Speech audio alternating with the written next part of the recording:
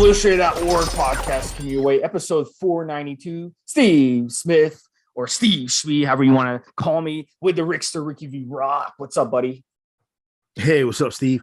What's up, guys? How's everybody doing out there? So one of the most important things out there in this episode 492 is fertility. And it's actually one of the top things that people are contacting me about these days that want consultation. So if you guys ever want a consultation, you know how to get a hold of me. Come on the forum and just, either post on the forum or just hit me up on the forum and I'll get in touch with you for a consultation one-on-one. But one of the top things that I'm seeing lately, Rick, is fertility. Guys are desperate. They want to have kids. It's not easy to have kids. If you're in this lifestyle, it's not easy to have kids because steroids affect your fertility. So we're going to get into that on this show. We're going to discuss some tricks that are out there to boost your fertility. We're also going to talk about why fertility rates are so poor, not just the economic reasons, but also the environmental reasons and the things that are affecting our fertility rates. So first off, let's do some education and what countries have the highest fertility rates and which countries have the lowest. So this is maybe very interesting for a lot of people. I know for you, Rick, it's not so interesting because you like to study this stuff already, but the fertility rate is calculated by number of births for each age group of women and the number of women in each age group. And they come up with a fertility rate. 2.1 would be a fertility rate that would keep the population the same. Anything above that, the population would increase. Anything below that, the population would decrease. So, we have people listen to this podcast from all over the world. So if you live, in Africa, sub-Saharan Africa, your fertility rates are the highest in the world, 4.6 on average. Some countries in Africa are even in the 5s and 6s. And those are the countries over the next 150, 200 years that are actually going to be the most populated countries in the world. Nigeria, Congo, Democratic Republic of Congo. Those countries are going to lead the pack in population. Countries like China, who have the most population right now, as of 2022, when we're doing this podcast, 10 years from now, their population is going to start dropping because their fertility rates are falling off a cliff due to a rising middle class and people, they'd rather buy a big house and have nice cars than have kids. It's the economic impact of having children. And then you have countries like Japan, United States, Canada, most European countries whose population fertility rates have already been dropping. Now, why is the US population and Canada population growing? It's because of immigration. Without immigration, populations would be dropping. United States, over the past 5 years, for the first time, more people are dying than people being born. So the fertility rate in the United States, 1.6, Rick. You need 2.1 to be where you would be neutral. Other places in the world, there's a thing. Heavily indebted poor countries, 4.5. Fragile and conflict-affected situations, 4.3. Least developed countries, 3.9. Pacific Islands, small states. And this is, to bring some context to the numbers, this is the amount of kids each female of birthing age, I guess, whatever age parameters, they're having babies. So what they're saying is in the United States, every female might have 1.6 babies. To keep the population just the same, each female needs to have about 2.1 babies because basically if a female has a partner and they have 2 babies, they're maintaining population just the same. And if every 20 couples, whatever, there's one that has 3 babies, that's what they're talking about. Basically, it's per female, how many babies they're giving birth to about usually. So let me just finish this up on the other end of the spectrum, Rick. 1.5 European Union, 1.6 North America, the Europe and Central Asia, 1.7, East Asia and Pacific, 1.8. So that's talking about Japan, China, some of the more Japan's population has been declining for a while now. They were the first, I think they were the first industrialized nation to start having an issue with population that was noticed, at least. Okay, and in terms of income, high income earners only 1.5, low income is 4.5. And you can go through the list of income. Basically, the higher income, the lower the fertility rate, and vice versa. So that's where we're at right now.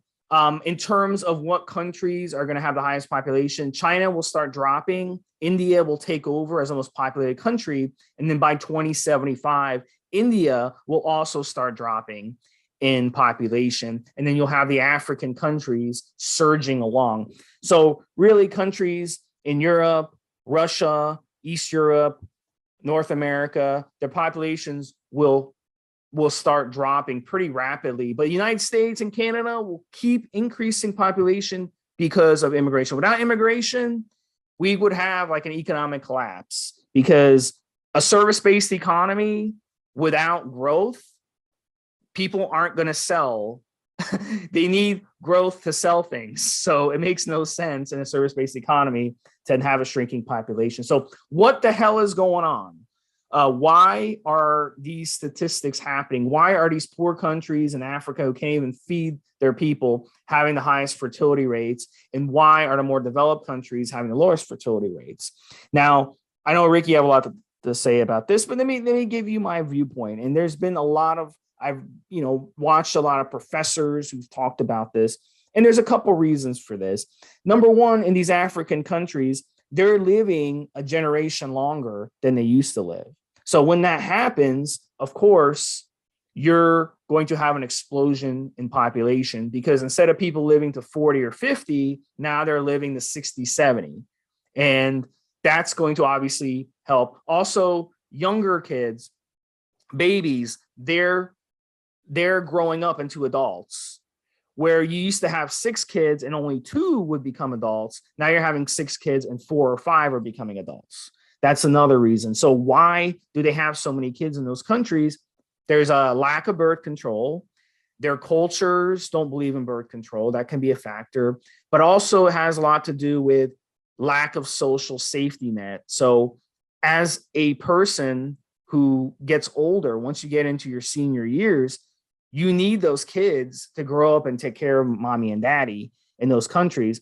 In the developed countries, you've got things like Social Security, you've got things like Medicare, you've got things like real estate that you can invest in and make money in.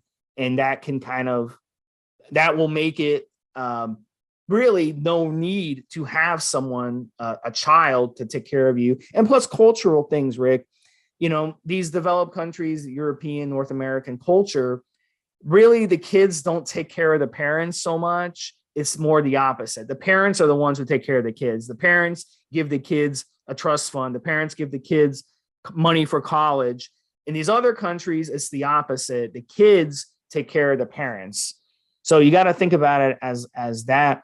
My cultural background is, I, as the child, take care of my parents, but other people that I know living in the United States, that's not the case. They've been given $100,000 to go to college. They've been given a house. They've been given a trust fund. They've been given an inheritance.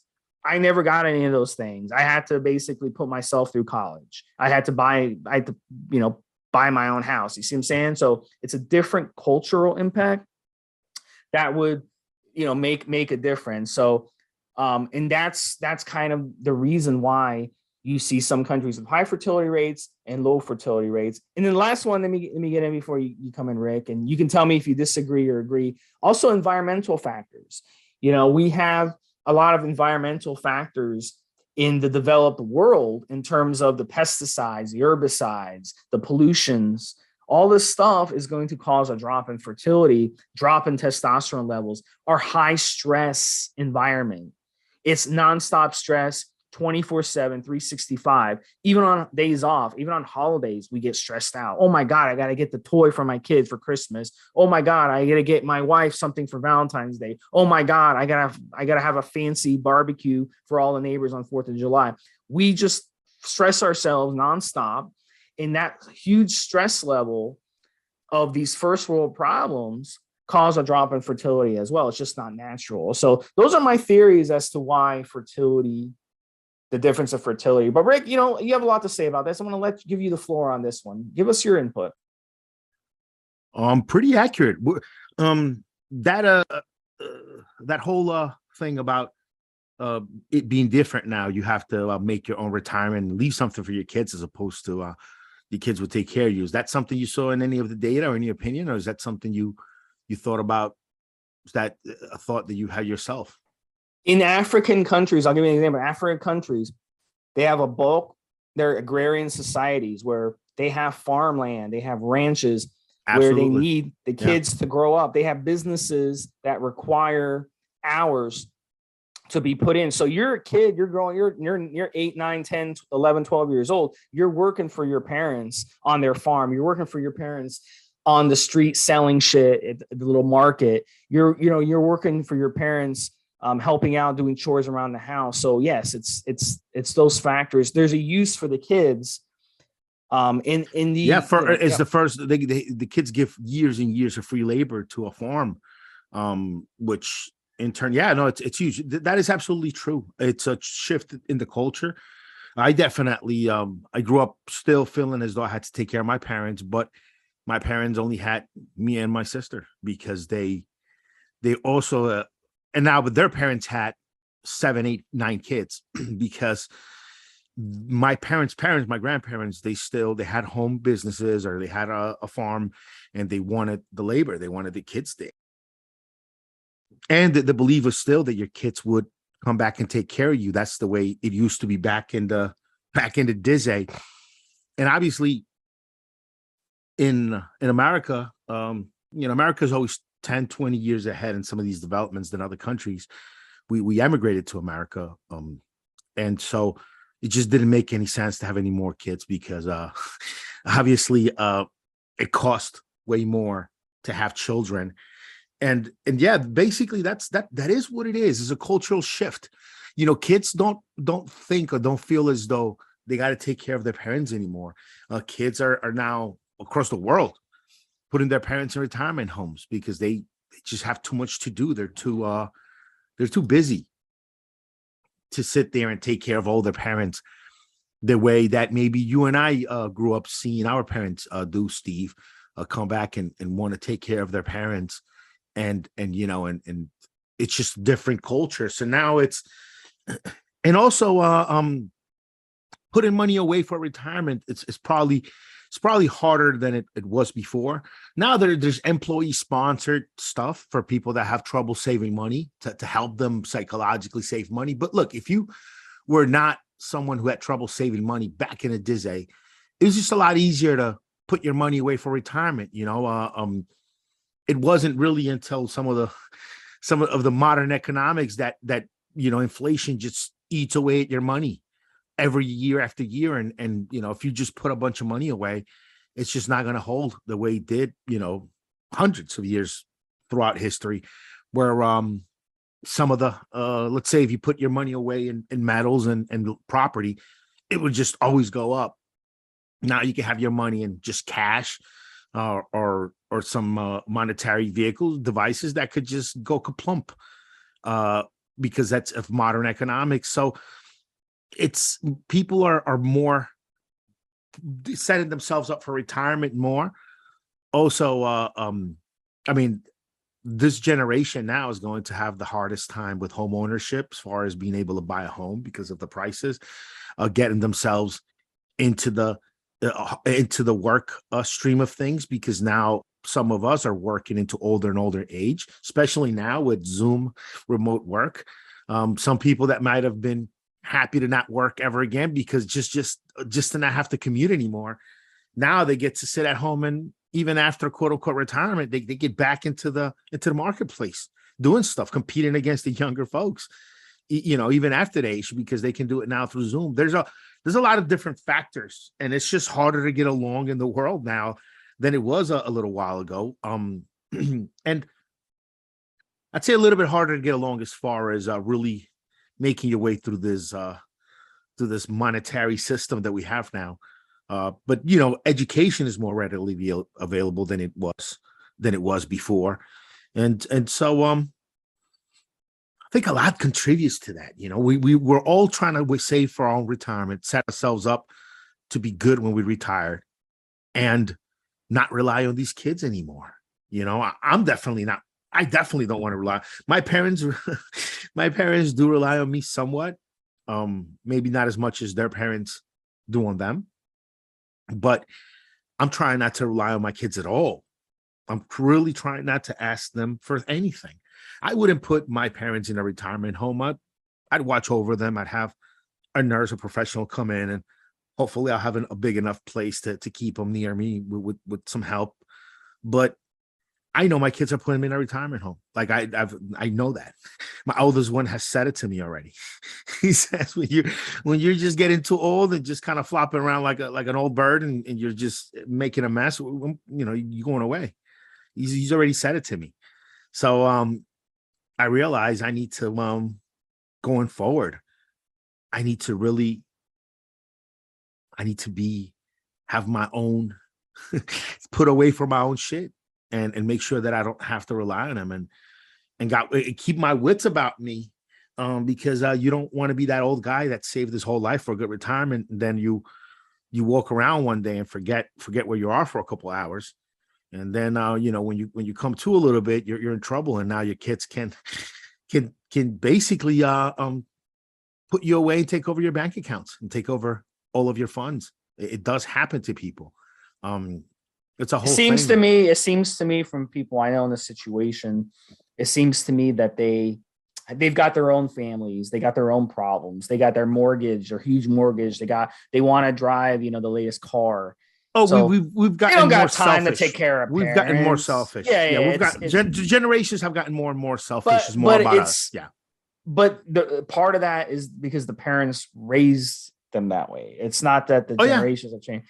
It's just the parents were like that, and then the kids kind of looked at. But it's like it's marketing. It's when I was a kid, buddy. It's marketing. You've got to have the latest iPhone. You got to have the latest car. You got to have the latest computer. You got to have the latest laptop. It's just sick marketing. When my mother, my father were kids, your kids were kind of just hanging out until they're old enough to contribute to the house and work somehow. You know, my generation, my parents didn't want me to work as a child. They wanted me to have good education. They wanted me to do office work, right? Work for the system. We'll kind of then when I had my kids, our lives revolved around the kids. And that's how today in America, you see parents running around with their children.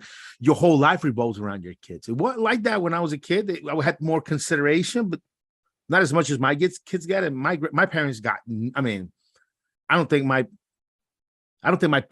parents had a conversation with my grandparents until they were teenagers, like a real conversation. The rest of the time, you're talking about helicopter parenting. Well, no, it's just a different style of parenting. Like my grandparents, if my grandparents were speaking to a neighbor or another adult, and my parents would walk up, if they didn't excuse themselves into the conversation, matter of fact, unless it was important, they weren't even allowed to come around the adults and interrupt them. They would get beaten. And when I was a kid, if I came in, dad, and, you know, he was speaking to a friend, he would stop me and say, "What are you doing? You don't interrupt adults." You say, "Excuse me." You know, my kids now, they just come in and, you know, when we're having a conversation with another adult, they just pop right in, say what they need to say, and it's become normal. It's just a weird.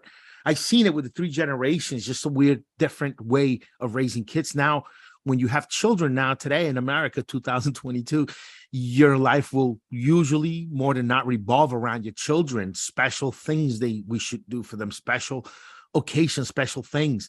You don't let them out this far from the house. You know, all these things, you know, I got to put a fucking Apple tag on my kids when we're out and about, to make sure that if I can't see them for 5 seconds. Yeah, that's helicopter parenting. Helicopter parenting. Yeah. But a lot of that has to do with we grew up in the serial killer era of, you know, serial killers were out, they were killing people. And those have been around forever. It's just that for ages and ages, people didn't want to attribute some of these atrocities to one person. Sometimes wild animals were were blamed and things like that. But I mean, serial killers have been around since before there was electricity. I mean, it's been That I don't know about, Rick, but I know recently with cameras everywhere and DNA and everything, serial killers, it's very rare that you'll have a serial killer today. So, but we're still, because we grew up in that era in the 80s where they were snatching kids right off the doorstep, kids were playing out front. So we grew up in that era, bro. It was hella not safe in that era. With the amount anyone could just snatch your kid, and there's no cameras, there's no tracking. Now cars are all tracked. Like you have trackers on your car, you have trackers on your phone. They can track everything, like you said. So, I think that's part of it too. So, but we're still paranoid as fuck. We're paranoid as fuck. There were always people snatching kids up. That's always been happening. The difference is, let's say in our grandparents' age, a car that didn't belong in the neighborhood, a person that didn't belong in the neighborhood would stand out like a sore thumb in almost any neighborhood, except maybe some real close inner cities. And even then, people would know their neighbors block to block back then. Nowadays, you see a car in the neighborhood that you've never seen before. It doesn't raise alarms like it used to. You'd have to see some real, because it's just people get around differently now. Cars are different now. A lot of things are different now, but there was always rapists, there was always serial killers, there was always people snatching kids up and snatching women up to do all types of terrible things. This has been going on since before the New World was discovered. This shit's been going on. It went on in Egypt. Let's put it that way. Okay. It just fucking happened. Serial killers aren't a new invention. They've always been mentally ill people, always. or people that go through trauma and become mentally ill through war or abuse or different things that can happen. It's always been going on. It's just there's more people now everywhere, and so we're less watchful of things, and everybody's on their phones now. It's definitely a different. The world is more different now than it was 20, 30 years ago. I think than it's ever been different in any other 30-year span ever, I think. You know what I mean? You know who the number one serial killer of all time was? Number one as far as more victims? Yeah, in modern time. It had to be some nurse lady that killed a bunch of her own patients, and nobody discovered her for years. Well, I mean, that Pedro Lopez, he was Colombia is called the monster of the Andes. He murdered up to 350 people. He literally took people, and he took the authorities and showed them graves. Kids. Yeah, the kids. You know about the story now? Yeah, he basically will snatch kids up. He's already out of jail, by the way. He will snatch kids up, and that's what I was gonna say. He got released, and they don't know where he is. So it's like, what the fuck? Well, but that's, if you guys want to look that up, Pedro Lopez is his name. Really interesting. There is a nurse or two out there that over time have been found to have. There's a lady who was thousands of people that they killed. There was a lady who was fostering kids or adopting kids or something on her farm or ranch, and she killed at least like 50 or 100, and then she'd get new ones. So, but yeah, so that was an interesting conversation. Let's move on from that, the whole economic thing. Let's move on to the science. So when you're looking at semen, Rick, how much semen do you need to fertilize an egg? Okay, so normal sperm densities range from 15 million to greater than 200 million sperm per milliliter of semen.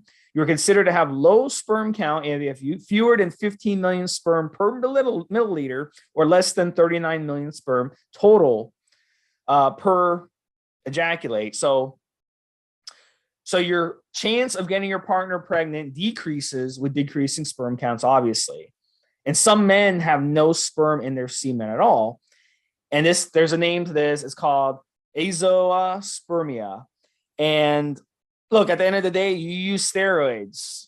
All right. Every time you run a steroid cycle, your sperm count will drop a little bit. You come off, you PCT, you recover, and then you run another cycle, your sperm count will drop a little bit more, and on and on. Now, let's say you stay on for months, 6 months, a year, 2 years, 3 years, whatever. Then there's a good possibility your sperm count is going to get super, super low.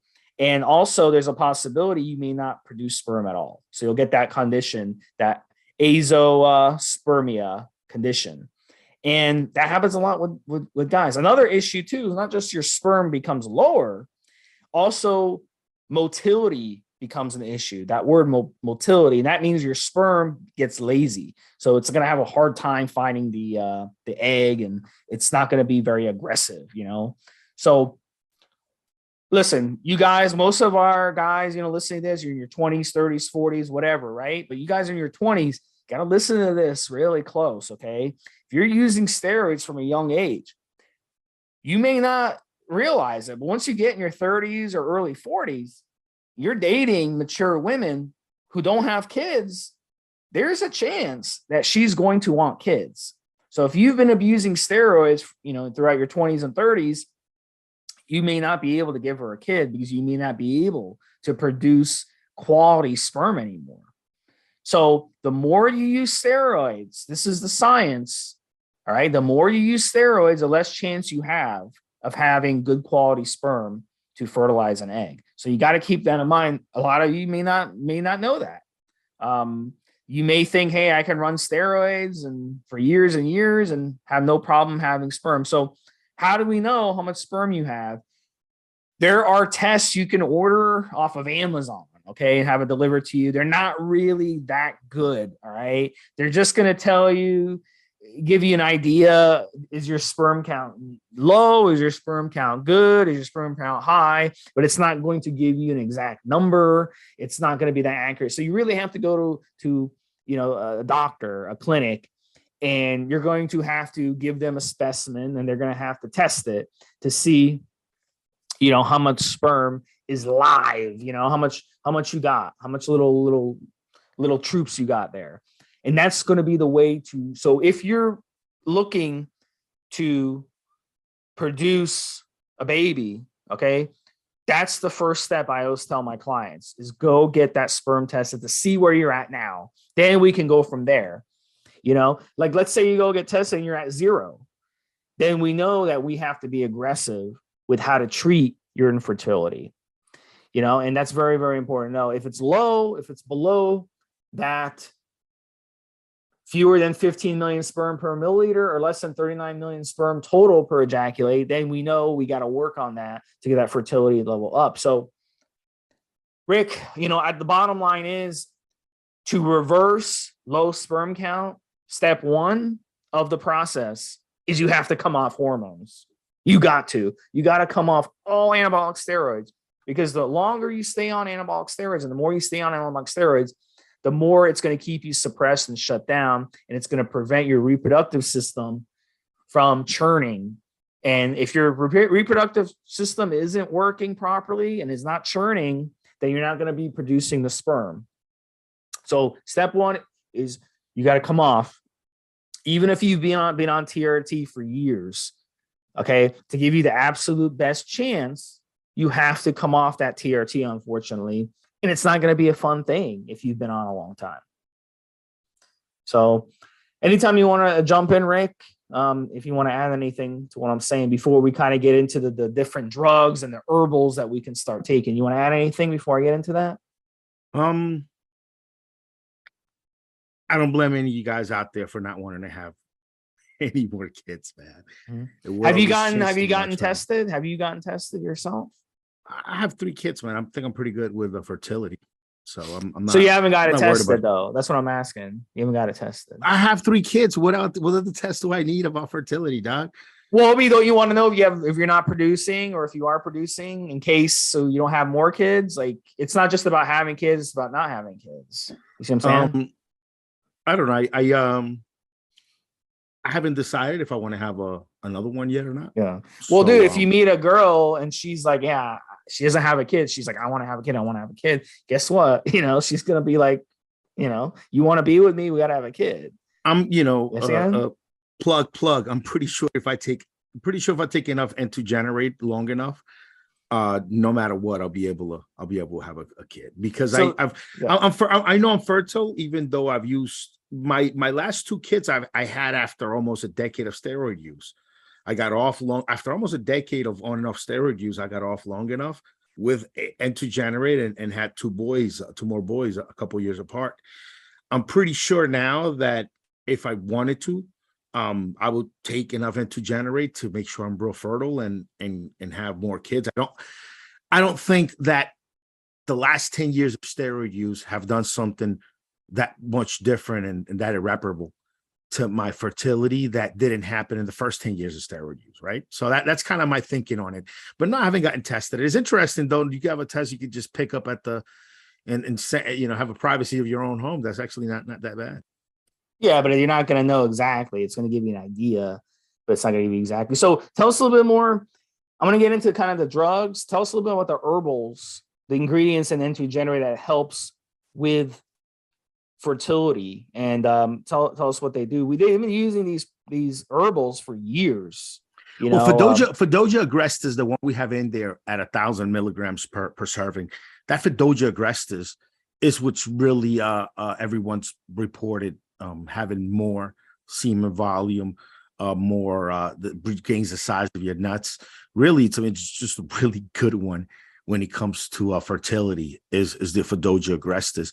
Obviously, the Tribulas, the LJ100, they have good science behind them, and those are also really good formulas. But the Fedoja agrestis, 1,000 milligrams, the one full gram we have in it to generate that's the truth right there.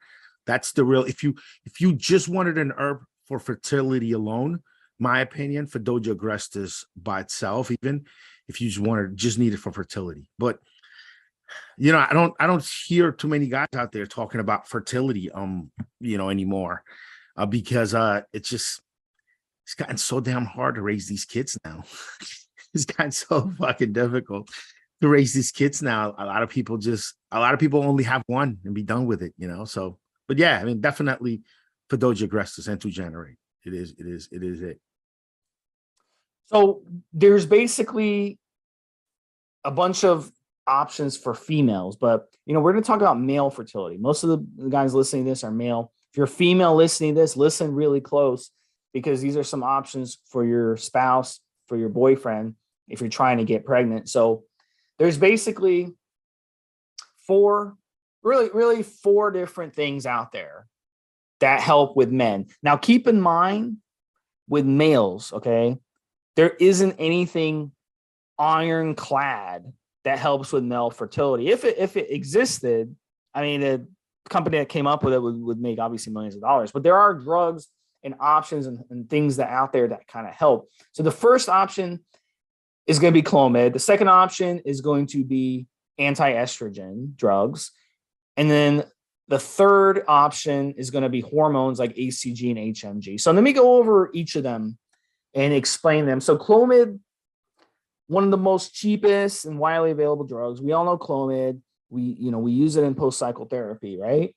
It's a great drug for that purpose. And what Clomid does is it basically stops the feedback loop of estrogen going back into the pituitary glands. And in turn, it forces your pituitary glands, or if you want to say manipulates your pituitary glands, into producing hormones, LH, FSH. And then that will stimulate your Leydig cells, your balls, into producing testosterone. And then you get that feedback loop back. The testosterone turns to estrogen. The estrogen feeds back into the pituitary glands, but is blocked by the Clomid. So you get this continuous kind of avalanche of this stimulation of your Leydig cells while your pituitary glands aren't getting fed estrogen. So that's in layman terms how Clomid works. And in the process of stimulating your balls, you're going to get a boost in sperm. Now, that is one of the best options for men. In fact, there was a study done in Egypt that showed that combining Clomid and vitamin E actually boosted fertility in men. And that was interesting, because that was really the only study out there, the only ironclad study done that showed any hope for men when it comes to fertility. So Clomid and vitamin E are definitely going to be right off the bat two of the things you want to use. These herbals that Rick mentioned, very, very important to use with them, and they're going to help. The Fedoja, as Rick said, those are going to help. Okay. Now, the next one, the anti-estrogen, Aromacin and Arimidex. Now, slamming down your estrogen is the same concept behind the Clomid, because when you drop estrogen, in theory, your hormones that your body is going to produce will go up. All right. So there's where the anti-estrogens come in. So if you're using the Clomid, you really don't need the anti-estrogens, but some doctors will put their clients on the anti-estrogens instead of the Clomid. And then you've got HCG and HMG, and they're both basically the same concept. They're both going to mimic LH in the body, which is going to cause your Leydig cells to fire up. But in the process, it's also going to signal to your pituitary glands to become suppressed. So it doesn't do what Clomid does, because Clomid fires up the pituitary gland and it's going to result in firing up the Leydig cells. The HCG and HMG skips over the pituitary glands and fires off the Leydig cells, and in turn, your estrogen levels go up, and it's not blocked by your from feedbacking into pituitary glands. So here's what I want to tell people. Okay, HCG and HMG have been shown to be effective for fertility, but they should be more of a last resort option. Because here's the thing: if you use them, you're signaling your pituitary glands to stop functioning, and that can backfire on you. So if you're at the early stages of the fertility thing, you should go with the vitamin E, the herbals, as Rick mentioned, the N2 and the Clomid. And then you should come off all hormones. But if you're in a desperate situation, that's where I would bring in the HCG and HMG. Only if you're in a desperate do or die situation where all remedies have been done and now you're ready to throw the kitchen sink at the issue and take the big gamble of using HCG and HMG. Because if it doesn't work, it's going to backfire on you, and you may never be able to recover properly from those things. Because remember, they're hormones. So, and remember what I said, you got to come off all hormones to give yourself the best chance. So that's why you really got to be careful with HCG and HMG. Should be a last resort. So any good fertility doctor, they're going to try you on what I said. The Clomid is going to be a good option, maybe the anti-estrogens even. But a good doctor will not start throwing HCG and HMG at you right off the bat in terms of fertility for that reason. So I hope that makes sense, guys, and that should help. Now, success stories. Look, we've seen guys. Rick is a perfect example. He used steroids. He was able to do it. I've seen guys on TRT be able to do it. It only takes one sperm. That's the good news. But I'm a math guy. If you want to increase your chances, you want to increase the amount of sperm in your body. You want to increase the amount of healthy sperm in your body. So that gives you the best chance possible. So, I mean, I hope that helps, Rick. Anything else you want to add? It was a really, really good show. I think it's going to help a lot of people. Yeah, I mean, N2 I'm going to add it in the link to the description, a link to the thread where a buyer of N2, but the thread is called HC reports being able to get his wifey pregnant. Definitely these herbals do help. Obviously, the prescription stuff by your doctor is definitely bound to work. Also, going to just a good fertility clinic. But I think with things like this, you escalate, right? So let's say you and your wife, you're trying to have kids, and you've been on steroids for a long time, and you think you might have trouble. Start off with just trying to see if you will have trouble. Take some herbs, get off the steroids, take some herbals, give it a few months.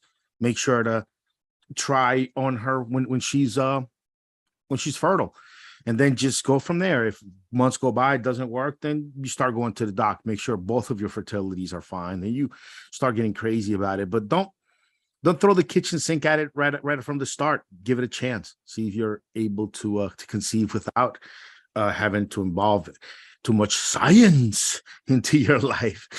Maybe just a couple of herbal boosters that have been used by tribesmen for hundreds and thousands of years. Just start off with that. Just if you think your fertility is lacking.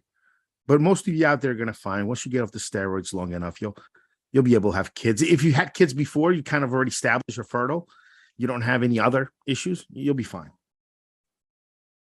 Isn't it funny watching Maury and seeing those episodes where they have the teens come on and the teens, you know, teenagers got, pregnant. Stevesmi, you are not the father. And then the kid, he doesn't want to be the dad. He's denying it. And then you have on the flip side, people that go on the shows and they're crying. Oh, I want to have a baby so bad. I've seen the clips. I can't sit through talk shows like that. They're so cringy. I cringe right. I can't. I feel embarrassed for the people that go on there. But I've seen some YouTube copulations. That's what they're called, right? And there's one lady. She had like 4 different guys go up there, and it was like 4 different shows, and she's still trying to find the baby's daddy, but she couldn't. That's pretty. So that was pretty bad. Well, isn't that funny? Like they're in that situation, but you have people desperate to have kids. They want to have kids so bad. Look, at the end of the day, you want to hear my opinion, guys? Ain't that many more of them out there? Not like before. Yeah, I know what you're saying, but yeah, it ain't that many of them out there anymore. People are not trying to have kids like before, man. It's different. Look, but at the end of the day, there's kids out there that really, really want parents. There's teenagers that are desperate for family, someone to love them. So, I mean, if you're in a situation and, you're like, I want to have a kid, with your spouse, adopt, their kids really, really, really need people. And everyone wants the people who want to adopt, they always want to adopt a baby, and, it's not fair. I mean, these kids, 8, 9, 10-year-old kids, even 12, 13-year-old teenagers, they need families too. I mean, we gotta just, maybe it's time for people just to stop having kids until every kid out there who needs a home gets a home, and that's the uncomfortable opinion that I'm sharing with you.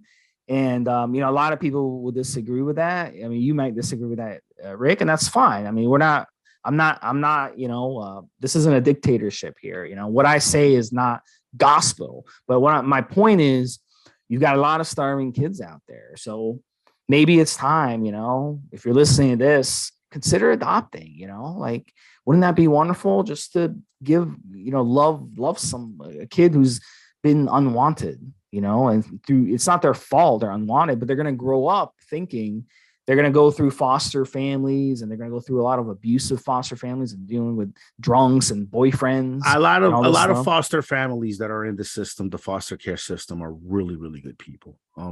Yes. And why? Yes. Yeah. Like I've lived next door to some of these places, and man, these folks take in kids that have so much trouble, but they put that time in and they really do it. I respect that. Yes, I expect the hell out of it, that for sure. But I mean, if you can just, give these kids a home, permanent home, and show them, because, the kids they have a chance to grow up really, really messed up because they feel like, oh, I was unwanted. My parents threw me out. They didn't want me. But the parents are the idiots. It's not the kid that's the idiot. The parents are the fucking idiots, or the parents did the right thing. They could not care for the child, so they had to put the child up for adoption, and that was the right thing. Maybe they were addicted to drugs, maybe they had jail, they were in prison or something like that. So it's not just bad parents or whatever, it's also good parents. But at the end of the day, I think it's a beautiful thing, adopting. I actually looked into it, by the way. I've looked into adoption myself. There is a long waiting period in my state. So, and the reason they do that is they want to make sure that you're in the same place and you're stable. So because I move around a lot, that would be an issue for me when it comes to adoption. They don't look at someone like me for adoption for that reason. But later on, for sure, that'd be something I want to do for sure. So maybe you'll do it, Rick. Maybe you should adopt a kid as well when your kids grow up, If I don't take on the responsibility of another little one the next year or two, I'm probably going to clip my get a vasectomy finally and be done with it. I don't want to be like too old to taking care of teenagers. I think I'm at the right time now. I might have another one, but man, I don't want to be grandpa with you'll be going to high school graduation at 75 years old, and then they'll be thinking you're like the grandpa or something. Pretty much, dude. It just Yeah. went, I just know what's up. Yeah. So You have domestic responsibilities now. Domestic responsibilities. Oh, you think that may have slipped my mind, huh, Cleo? Just needed to be said. what was that? Domestic response. What is Domestic this? fucking responsibility. Just YouTube domestic responsibility. Sean Penn. Great fucking scene from Mystic River. Great scene. All right, guys. So this was another episode of 492 fertility. Domestic fucking responsibility, Rick. That's what you got. Domestic responsibility. All right, we'll talk to you guys next time, guys. Take care. You got it, buddy.